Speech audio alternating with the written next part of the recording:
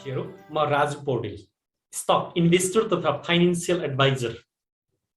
Share बजारसँग सम्बन्धित विभिन्न ज्ञानवर्धक भिडियोहरू पस्कने क्रममा आज मैले नेप्सेको सर्ट टर्म टेक्निकल एनालाइसिससँग सम्बन्धित भिडियोहरू लिएर तपाईहरु समक्ष प्रस्तुत भएको छु र यो भिडियो हेरिसकेपछि अबको जुन नेप्सेको डाउन ट्रेन्ड छ, यो डाउन ट्रेन्ड कहाँसम्म पुगेर रोकिएला र फर्किएला भन्ने बारेमा केही आइडिया म तपाईहरुलाई दिन गइराखेको छु। तपाईहरुलाई थाहै छ, नेपालको शेयर बजारले एउटा नयाँ हाई 3227.11 को हाई चुमिसकेपछि निरन्तर रूपमा बजार घटिराखेको छ, तल खसिराखेको छ। करिब करिब 700 अंक भन्दा बढीले बजार घटिसकेको अवस्था छ। 700 अंक भन्दा बढीले बजार घट्दाखेरि पनि हाम्रा नियामक निकाय, लगानीकर्ताका विभिन्न संघ संगठनहरू चुइक्क बोलेको अहिलेसम्म हामीले देखिराखेका छैनौं। शेयर बजारको विकास गर्छौं भनेर विभिन्न प्रकारका फोरमहरू, संघ संगठनहरू गठन गरेका लगानीकर्ताका नेताहरू पनि केही बोलिराखेको अवस्था देखिदैन। नयाँ लगानीकर्ता साथीहरू जो 3200 को लाइनमा प्रवेश गर्नुभयो, उहाँहरू धेरै प्यानिकमा हुनुहुन्छ, चिन्तामा हुनुहुन्छ, पीरमा हुनुहुन्छ, डिप्रेसमा प्रवेश गरिसक्नु भएको छ। शेयर बजार निरन्तर रूपमा घटिराखेको छ। शेयर बजार बढ्दाखेरि बारम्बार विज्ञप्ति निकाल्ने, ब्ल्याकलिस्टका कम्पनीहरूको सूची तयार गर्ने नियामक निकायमा प्रमुखविहीन छन्। नियामक निकाय अर्थ मन्त्रालय रोम जलिराखेको बेलामा रोम सम्राटले मुरली बजाएर बसिराखेको छ र भनिराखेको छ शेयर बजारको बारेमा मैले बोल्दाखेरि किन शेयर बजार घट्नु पर्यो? शेयर बजार भनेको बेलुन हो, फुलेको बेलुन हो, त्यसमा कोपियो भने के हुन्छ? मलाई त यस बारेमा केही नबोल्नु भनेर सिकाइएको छ भनेर हाम्रा अर्थ मन्त्रालयको जिम्मेवारी लिएर बसेका अर्थमन्त्रीजीले बकबकाउँदै हिँड्नु भएको छ।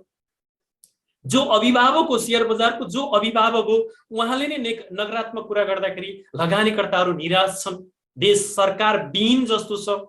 अहिले निरन्तर रूपमा बजार घटेर सरकारलाई करोडौं अरबौं राजस्व घाटा भइराखेको छ, तैपनि अर्थ मन्त्रालय पनि बोल्दैन। नेपाल राष्ट्र बैंकले 12 करोडको जुन सीमा क्याप लगाइदिएर बजार घटाउनको लागि महत्त्वपूर्ण भूमिका खेल्यो भनेर बजारमा चर्चा छ, नेपाल राष्ट्र बैंक पनि केही बोल्दैन।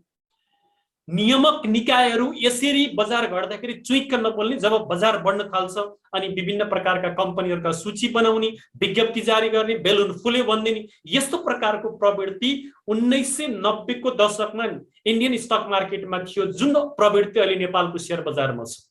जबसम्म यहाँको अर्थ मन्त्रालयले शेयर बजार भनेको अर्थतन्त्रको एउटा मेरुदण्ड हो, सरकारको प्रमुख राजस्वको स्रोत हो भन्ने कुरा बुझ्दैन, तबसम्म नेपालको शेयर बजारमा नयाँ लगानीकर्ताहरू सुरक्षित हुन सक्दैनन्। केही सीमित लगानीकर्ताहरूले र केही सीमित ब्रोकरहरूले मात्रै यहाँको शेयर बजारबाट फाइदा लिने अवस्था देखिराखेको छ। त्यसकारण म तपाईहरुलाई के भन्न चाहन्छु भने शेयर बजार भनेको बुझेर, अध्ययन गरेर, अनुभव गरेर लगानी गर्ने क्षेत्र हो। त्यसै हाम नफाल्नुस्, बुझ्नुस्, अध्ययन गर्नुस्, कुन बेला बजारमा प्रवेश गर्ने, कुन बेला बजारबाट निक्लने भन्ने कुराको हामीलाई ज्ञान भएन भने यी बिग फिशरहरू जो समुद्रमा बिग फिशरहरू छन्, ती बिग फिशरहरूले हामीलाई निल्छन्। जसरी 3200 मा तपाईहरु समुद्रमा हाम फाल्नु भयो नबुझिकन, अहिले बिग फिशरहरूले तपाईहरुलाई निलिराखेका छन्।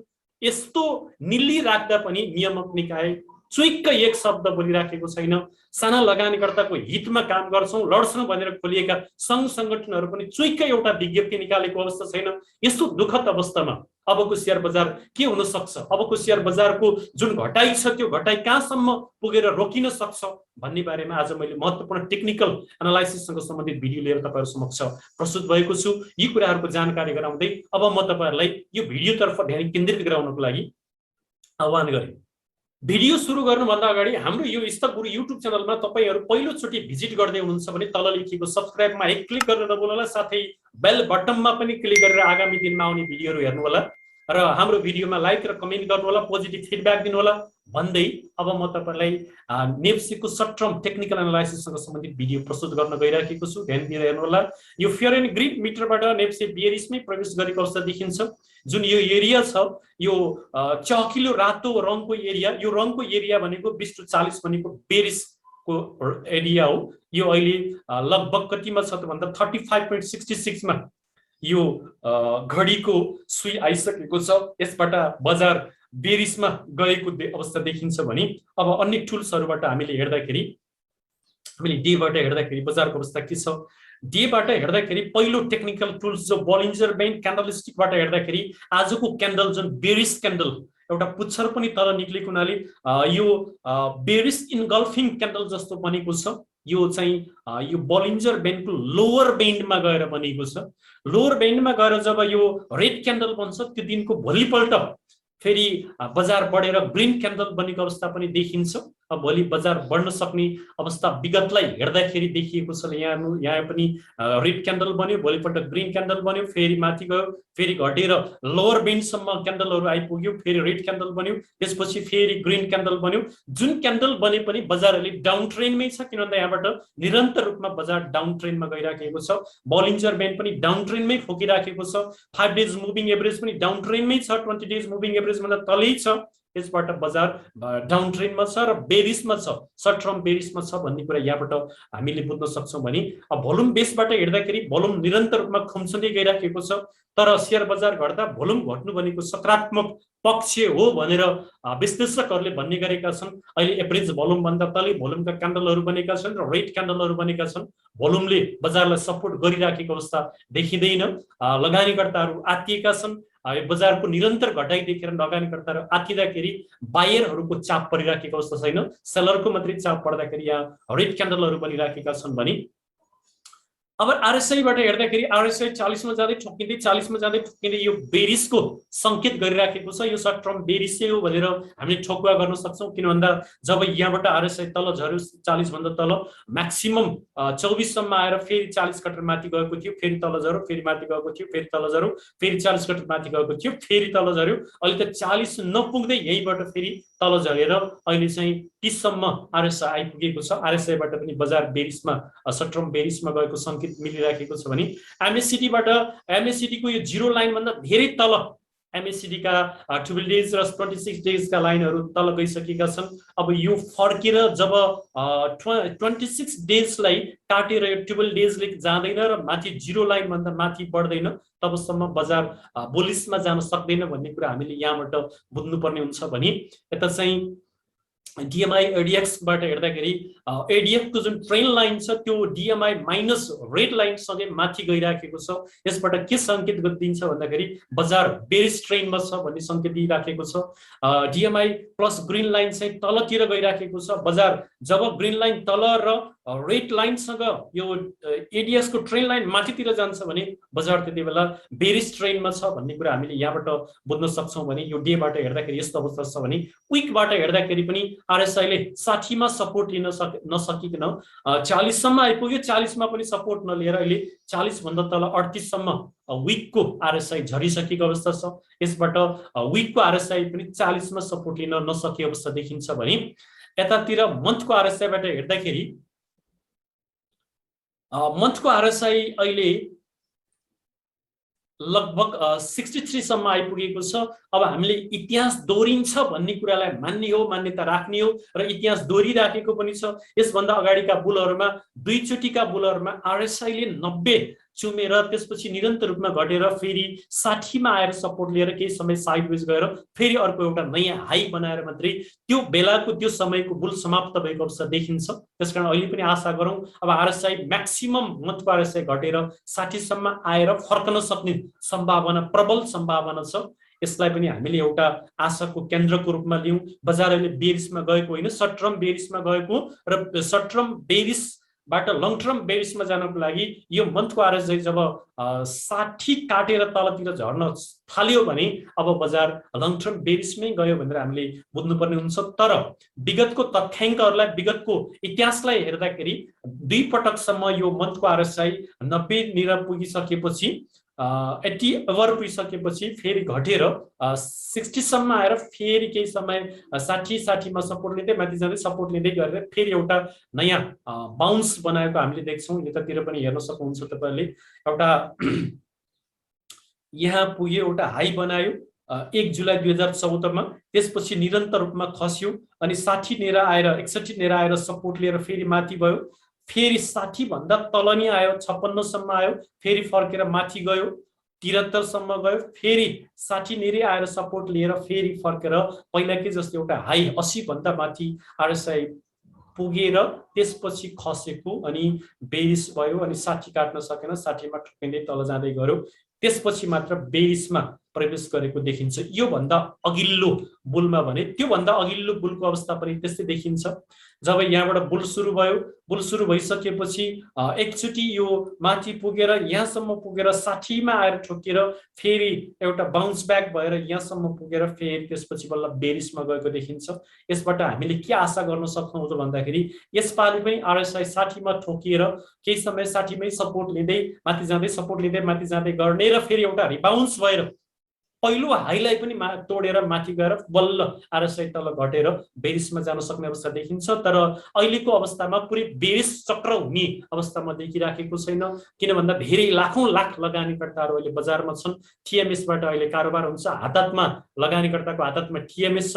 त्यसकारण पहिलाको जस्तो 4 वर्ष बुल 3 वर्ष बेरिस 4 वर्षको बुल र बेरिस हुन सक्ने अवस्था अहिले म देखिराखेको छैन। केही छोटो बेरिस होला र त्यो छोटो बेरिस पनि तुरुन्तै रिकभर भएर फेरि बाउन्स हुन सक्ने अवस्था हामीले देख्छौँ। यसरी मन्थको आरएसआईबाट हेर्दाखेरि मन्थको आरएसआई 60 मा आएर सपोर्ट लिएर फर्कने सम्भावना प्रबल विगतको इतिहासलाई हेर्दाखेरि देखिन्छ भने अर्को टेक्निकल टुल्स यो फिबोनाचीको सपोर्ट एरिया हेर्दाखेरि हामीले पहिलाको लोबाट हाईमा तानेर हेर्दाखेरि अब कहाँ यसले सपोर्ट लिन्छ भनेर हेरेका थियौँ।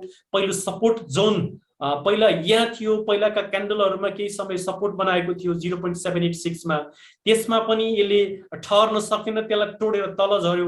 अर्को यहाँ विभिन्न क्यान्डलहरु यसभन्दा अगाडिका क्यान्डलहरु थिए, यहाँ थियो, यसमा पनि सपोर्ट लिन सकेन। जुन 1 थियो 1 लाई पनि तोडिसकेपछि सपोर्ट जोन एरिया 2 मा प्रवेश गरेको थियो। जुन यतातिरका क्यान्डलहरु यसको सपोर्ट थियो, यहाँ 3 दिनसम्म यसले टेस्ट गर्यो सपोर्टलाई, फेरि यसले तोडेर आजबाट यो जोनबाट पनि तल खसेको छ बजार। अब तल खसेर कहाँसम्म जान सक्छ भन्ने धेरै नयाँ लगानीकर्ताहरूको जिज्ञासा छ। अब बजारको यो गोल्डन रेशियोबाट हेर्दाखेरि यो 1.618 भनेको स्ट्रङ गोल्डन रेशियो, माथि जाँदा पनि यसमा धेरै पटक ठोकिएर बजार तल आएको छ र तल आउँदा पनि यसमा ठोकिएर माथि जान सक्ने प्रबल सम्भावना देखिन्छ। अब 1.618 भनेको 2502.22 हो, जो भोलि पनि यसै गरी बजार खस्यो भने म्याक्सिमम बजार कहाँसम्म आउन सक्ने अवस्था देखियो त भन्दा 1.618 सम्म आउन सक्ने अवस्था देखियो, जुन भनेको 25.2 हो। अब बीचमा कुनै पनि सपोर्ट एरिया नभएको हुनाले, क्यान्डलको पनि सपोर्ट नभएको, यहाँनिर दुईटा क्यान्डल त छन् तर यी क्यान्डलको पनि सपोर्ट त्यति स्ट्रङ सपोर्ट छैन। अब यहाँनिर दुईवटा एकदम स्ट्रङ क्यान्डलहरुको सपोर्ट र यता फिबोनाचीको गोल्डन रेशियो 1.618 को सपोर्ट भएको हुनाले यहाँ सपोर्ट लिन सक्ने प्रबल सम्भावना छ।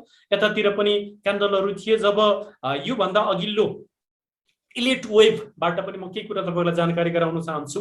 इलिट वेभको जुन यो एबीसी पूरा गरिसकेपछि नयाँ इलिट वेभ 1 2 3 4 र 5 को जुन इलिट वेभ 5 पूरा गरेर अहिले एबीसी मा अहिले चलिराखेको छ। अब यो सी यहाँसम्म आउने सम्भावना देखिन्छ, यहाँसम्म आएर बजार फर्कन सक्ने सम्भावना एकातिरबाट देखिन्छ, किन भन्दा यो golden ratio strong support ratio हो, यो यहाँबाट बजारले बाउन्स ब्याक लिन सक्छ। र अर्को कुरा, यसै गरी बजार निरन्तर रूपमा घट्नियो भने नेपाल राष्ट्र बैंकलाई पनि एउटा प्रेसर पर्ला। अर्थ मन्त्रालय जो मुरली बजाएर सुतिराखेको छ, रोम जलिराखेको बेलामा, बजार जलिराखेको बेलामा अर्थ मन्त्री र अर्थ मन्त्रालयले पनि केही एक्सन लिनु पर्ला, नभए अर्को चुनावमा के मुखले भोट माग्न आउने ती मन्त्रीहरू ती सरकारहरू, त्यसकारण केही सम्बोधन होला बजारको बारेमा। त्यो सम्बोधन भयो, 12 करोडको क्याप हट्यो र यो सीसीडी रेशियो हट्यो भने त्यसपछि बजारलाई एउटा सकारात्मक एउटा पोइन्ट हुनेछ। त्यो पोइन्ट नै 1.618 हुन सक्छ, अथवा या भन्दा तल गयो भने हामीले अर्को भ्यूबाट हेर्दाखेरि यो मन्थको फिबोनाची खिचेर हेर्दाखेरि अबको सपोर्ट भनेको यो 0.236 मा सपोर्ट लिन सकेन, यसलाई तोडेर तल झर्यो। र विगतलाई अघि हामीले देखाएका थियौं, विगतको यो एकचोटि हाई बनाएर बजार तल खसिसकेपछि कहाँ सपोर्ट लिएको छ त भन्दा 0.382 मा सपोर्ट लिएर फेरि त्यहाँबाट एउटा नयाँ हाई बनाएर बल्ल बजार बेरिसमा गएको अवस्था देखिन्छ। विगतलाई हेर्दाखेरि इतिहास दोहोरिन्छ भन्ने कुरामा हामी मान्यता राख्नै पर्ने हुन्छ, धेरैचोटि इतिहास दोहोरिएकै छ। यसपालि पनि अब यो फिबोनाचीको लङ टर्म सपोर्ट हेर्दाखेरि अब यसको सपोर्ट भनेको 0.382 जो 2414.15 छ। अब बजार म्याक्सिमम 2502 मा पनि सपोर्ट लिन सकेन र झर्यो र सम्बन्धित नियामक निकायले केही सम्बोधन शेयर बजारको लागि गरेन भने त्यस पछाडिको स्ट्रङ सपोर्ट र भनेको कहाँ हो त भन्दा लङ टर्मको सपोर्ट भनेको 0.382 हो, 2414 हो। त्यसकारण अब तपाईहरु अहिलेसम्म जुन धैर्यता गरेर बस्नुभयो नयाँ लगानीकर्ता साथीहरु जो 3200 को लाइनमा हुँदा बजारमा प्रवेश गर्नुभयो, त्यस्ता साथीहरु अब केही समय धैर्य गर्नुस्। 0.382 मा बजारले सपोर्ट लिएर फर्कन सक्ने प्रबल सम्भावना हामीले देख्दछौं। विगतको इतिहासलाई हेर्दाखेरि त्यो देखिराखेको छ र त्यो भन्दा अगाडि अर्को एउटा सर्ट टर्मको फिबोनाचीबाट हेर्दाखेरि जुन हामीले अगाडि नै देखाइसक्यौं तपाईहरुलाई, यो 1.618 भनेको स्ट्रङ गोल्डन रेशियो हो जुन 2502 छ। आज 2577.50 सम्म बजार खस्केको छ। भोलि नै यति नै अंकले बजार घट्यो भने यहाँनेर आइपुग्छ र अब दशैं पनि नजिक नजिक आउन सुरु गरेको छ। दशैंको खर्च र यो आस्पिन मसान्तको जुन ब्याज र सामा लगानीकर्ताले शेयर बेचेर निकालिसकेको अवस्था देखिन्छ। अब भोलि सम्म निकालेर अनि भोलि त्यहाँसम्म आएर त्यसपछि बजार दशैं अगाडि फर्केर माथि जान सक्छ र दशैं पछाडि बजारले एउटा नयाँ लय सम्हाल्दै केही समय साइडवेज जाँदै अनि माथि जान सक्ने सम्भावना म देख्दछु। त्यसकारण अहिलेको अवस्था भनेको हामीले वर्ष दिनभरि गरेको दुःख खेती बाली भित्राउने समय हो। विभिन्न कम्पनीहरुले बोनस भटाभट घोषणा गरिराखेका छन्। अब तपाईहरु आत्तिएर प्यानिक सेल गर्ने काम नगर्नु होला। नयाँ लगानीकर्ता साथीहरु जो 3200 को लाइनमा प्रवेश गर्नुभयो, अब तपाईहरुले बोनस खानुस्। तपाईको किता घट्दैन, किता नघटिसकेपछि फेरि तपाईहरुले के बुझ्नु पर्छ भन्दा बजार सधैँ घटेको घटै पनि गर्दैन, सधैँ बढेको बढै पनि गर्दैन। अहिले तपाईहरु नयाँ लगानीकर्ता साथीहरुले यस्तो ठूलो अंकमा बजार घटेको नदेखेको हुनाले आत्तिँदै हुनुहुन्छ। आत्तिने काम नगर्नुस्। अब बजारले एउटा सपोर्ट बनाएर एउटा बटम बनाएर फर्कने नै छ। यी दुईटा बटम मैले तपाईलाई देखाइसके। एउटा 1.618 सर्ट टर्मको बटम हो भने लङ टर्ममा यदि म्याक्सिमम बजार खस्क्यो भने, बजार अझै डाउनमा गयो भने 2414.15 हो जुन 0.382 भनेको एकदमै गोल्डन रेशियो हो। यहाँबाट विगतमा पनि बजार रिबाउन्स भएको छ। यी कुराहरुको मैले जानकारी गराएँ। अब तपाईहरु नयाँ लगानीकर्ता साथीहरु यति समयसम्म धैर्य गर्नुभयो, जति प्यानिक सेल गर्नुभयो। अब प्यानिक सेल नगर्नुस्। तपाईहरुले बोनस खाएर राइट खाएर बस्नुस् र फेरि बजारले एउटा नयाँ हाई बनाउनै पर्छ। नियामक निकायले बजारलाई सम्बोधन गर्नै पर्छ। सम्बोधन गरिनन् भने यो सरकार जनताको माझमा, यो अर्थ मन्त्रालय जनताको माझमा नाङ्गिने छ। करिब 30-32 लाख जनता जो भोटर छन् शेयर बजारमा लागेका छन्, प्रत्यक्ष अप्रत्यक्ष रूपमा भन्न त हामीले 47 लाख डिम्याट होल्डर पुगे भन्ने गरेका छौं, तर 47 लाख डबल खोलेको हुनाले पुगेका होलान्। तर 30-35 लाख अहिले प्रत्यक्ष रूपमा शेयर बजारलाई एउटा कार्यक्षेत्र बनाएर बसेका लागेका नेपाली नागरिकहरू छन्। ती नागरिकहरूको भोट लिनु छ भने तुरुन्तै यो सरकारले, यो अर्थ मन्त्रालयले शेयर बजारलाई सम्बोधन गरोस् भन्ने कुराको जानकारी गराउँदै आजलाई यो भिडियोबाट म बिदा हुन चाहन्छु। हस्, नमस्कार। फेरि अर्को भिडियोमा भेटौँला।